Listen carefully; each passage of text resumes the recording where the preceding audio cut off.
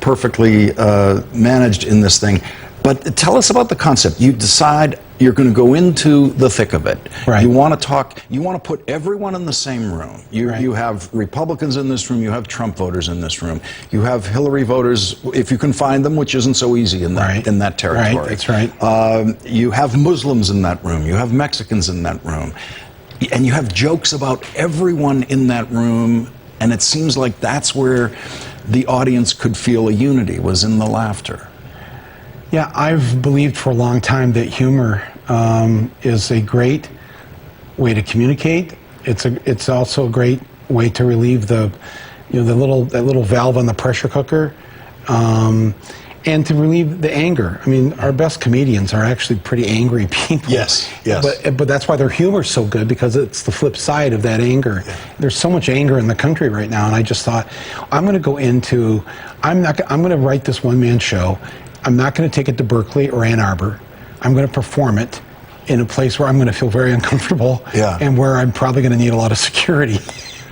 But I went to Southern Ohio. I found a town. Actually, we went to a county called Licking County first, and we got a theater there. And the local Republicans had an uprising and made the board kick me out, basically, to ban me, so we couldn't put on the show. We had to quickly find another county that had a similar demographic of mostly Republicans in the area. We found an even better county called Clinton County, which had 4 times as many people voting for Trump in the primary this year than voted for Hillary. So 26,000 registered voters, and I think 1,000 plus voted in the Democratic primary. So that gives you the picture of what it looked like there. But it was, it was really, when you watch this, you see at the beginning, there's 700 people in the theater, and a good 150 of them are people who said they were thinking of voting for Donald Trump, and so they're like this, and well, you can see in the reaction shots to some jokes. Yes, this guy's laughing. Guy right beside him is not, and looks like he's feeling the opposite of laughter at certain moments, and then he'll be laughing, and then this one won't. Right, but I had to. The humor had to be such to where I did not want them to leave. Right. So I was not there to make fun of them or to attack them. In fact, there's a good 7-minute chunk where I acknowledge the anger of the former middle class that's thinking of voting for Donald Trump because he's their human Molotov cocktail, and so they get to throw that into the system. I think, but I really, you see this in it, and gradually through the show, a lot of the more conservative people in the audience, they start laughing, and they laugh more. Yeah. Because a lot of it too, I'm laughing at us liberals, because there's a lot about us that we need to laugh about. You do self-deprecating liberal humor. Yes, all true too. So, but right away I tell the Trump people I've segregated the Muslims and the Mexicans in the room, and I've put them in their own section. And during the show, we're going to build a wall around the Mexican Americans in the audience, and the Muslims. I got a drone that flies in the balcony over the Muslim section to keep an eye on them. And I said, I'm just doing that to show you I'm willing to meet you halfway. And these Muslims and Mexicans have agreed to participate in this, so you don't have to be worried. Now, you've made the journey in this campaign season from ardent Bernie backer to ardent Hillary Clinton backer. Well, I don't know if ardent is the right word. I am an unlikely messenger for Hillary Clinton. I think, now you've seen the movie. Yes. Would you agree with me that the Clinton can't, even though there was a guy that came out of the movie, I just did a Q&A downtown tonight, and he came out of there and he said, wow, I did not expect any of that. I mean, you're more optimistic about Hillary than Hillary is optimistic about Hillary. And I said, yeah, well, I just think these things I'm saying about her are not being said. Right. And but there's no way the Clinton campaign will endorse this movie. Right. As you know, because there are certain things I say and do in there that's like, but that's okay, because I'm an outlier to this. I'm not part of the Clinton machine. I am a Bernie voter. I'm part of the Bernie revolution. And I understand why ex-auto workers are upset. And when they hear Donald Trump say he's going to put a tariff on those cars that Ford's going to build in Mexico, I understand why they like hearing that. And I know why when people say they're not going to vote, we're going to have one of the lowest turnouts. I get that too, because we have 2 of the least liked candidates ever. So if you just are willing to understand that, But there's a whole section in this too where the people who hate Hillary, I show them a way to actually vote for her and continue hating her while they're in the voting booth. If they need to. If they need to, yes. But you also echo Bernie Sanders. And publicly you have, outside of the movie, in terms of your advocacy about how to vote in November. You're basically saying what Bernie Sanders is saying about Hillary Clinton. Yes, exactly. And because, well, look what Hillary's done. She's come so far toward Bernie's positions. Yes. In a way that I remember Jesse Jackson, when he ran in '88, he won the state of Michigan, where I'm from. Michael Dukakis did not adopt any of the Jesse Jackson positions. Not a sentence. No. Right? She's adopted 2/3 or more of the Bernie platform. We've got to squeeze in a break. Can you stay? Because there's something I want you to take a look at when we come back. Yes. Unrelated to the movie. But let's just squeeze in some commercials. Okay. We'll come right back. Yes. What are we going to sell? We're already into overtime. What are we selling? I don't get to see the commercials. Oh, I don't know. All right. The audience will enjoy them, and so here's some commercials. And buy something while enjoy we're the commercials. Yes. Campaigns.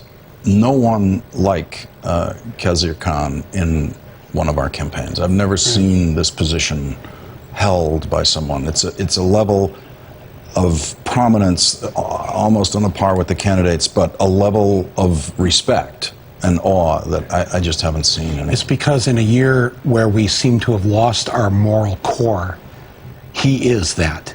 He is the embodiment of that moral core. And whoever made this, there's a lot of graphics on there, and now we're in a split screen and all this. But if you have time to go, will this be on your site? Yeah. Okay. People should go back after the show's over and watch this again without all the stuff on the screen. That was a piece of powerful cinema. Yes. It's a short film that's just maybe the most powerful thing I've seen, and whoever made that. And good for it's done with such respect and grace, and God bless this man. And I think, Lawrence, there are thousands, tens of thousands of people just like him. Yeah. This is not, Khizr Khan is not the only Khizr Khan. We live in a nation of these people, and they don't have TV shows. They don't have a soapbox. But when we go to that place, when we remember that we are a country that went into the voting booth not once but twice and elected a man, and it said right on the ballot, it said Barack Hussein Obama. And we did that twice. That's who we are. We get, people from other countries, I'm sure you've had this, what is this Trump? They think Trump, I said, he does not represent the vast American public. The American people are good people at their core. At the core of Khizr Khan, that's who we are. And I hope that's what will happen on election day. The problem here is that while I believe that, and while I believe if people could vote at home on their remote control or their Xbox, Hillary would win in a landslide. But it's about who's going to get out the vote on not the first Tuesday of November like it usually is, but on the second Tuesday, which is called winter in Michigan and Ohio and Pennsylvania. And so there's going to be maybe not a very large turnout, and the candidate with the rabid supporters is the one who's going to have the turnout. So people need to take this very seriously. A lot of Hillary voters are feeling relieved. I mean, she's won 3 debates. She's ahead in the polls. But you should look at that NBC poll from tonight. State of Ohio, 45-45. Right. Everybody should look at this election from this point on for the next 17 days, 45-45, for not just Ohio, but the other swings. That's the way you have to. If you are relaxed, if your shoulders are relaxed, if you're feeling like, oh, thank God, Trump's imploding again, if that's the way you're thinking, then you are helping to elect Donald J. Trump. And it also means you haven't been to Ohio, if that's the way you're thinking. And I have been to Ohio, and I am telling you. Yeah. But the people in Ohio are good people, but they need some outreach. And I mean, down at the theater here where I'm showing the movie, the other night, people signing up. We're taking a busload of people to Pennsylvania this weekend and next weekend, mostly students, to go knocking on doors. I mean, this is the actual work has to happen. Everybody has to bring 5 people to the polls with them. Because don't think it can't happen. You and I are old enough to know a man named Tricky Dick was elected not once but twice. Then America elected a B actor whose co-star was a chimpanzee. Then W. The state of Minnesota, I think one of the smartest states in the country, elected a professional wrestler as their governor. Yeah. Gopher from the Love Boat was elected to Congress from the state of Iowa. This is the country we live in. You know, don't take this for granted. Everybody who thought Jennifer Hudson was going to win on American Idol, and it turned out Fantasia won, where's Fantasia today? You know, this is what happens when the American people do not sit back and go, oh, Hillary's got it in the bag, oh, no problem. If you are talking like that, if you are doing an end zone dance on the 50-yard line, which is where we're at today, then you are helping to elect Donald Trump. 6 years of the show, only one person has mentioned the Love Boat and Fantasia together in the same answer. This is why I'm here. That's why we're here. And I will come back and have more cultural references for you like that. Michael, thank you very much. Really, really appreciate it. Thank you. The movie is #1 on iTunes, and it's been on iTunes for hours. Just 4 hours, yeah. I mean, this whole thing is just taken off. The theater just told me downtown. We just set a record there for their largest opening day on a Wednesday ever in the history of this theater. Michael Moore in Trumpland. Thank you, everybody. Michael Moore at The Last Word tonight. It's an honor. Thank you, Michael. It's an honor to sit here with you. When we come back.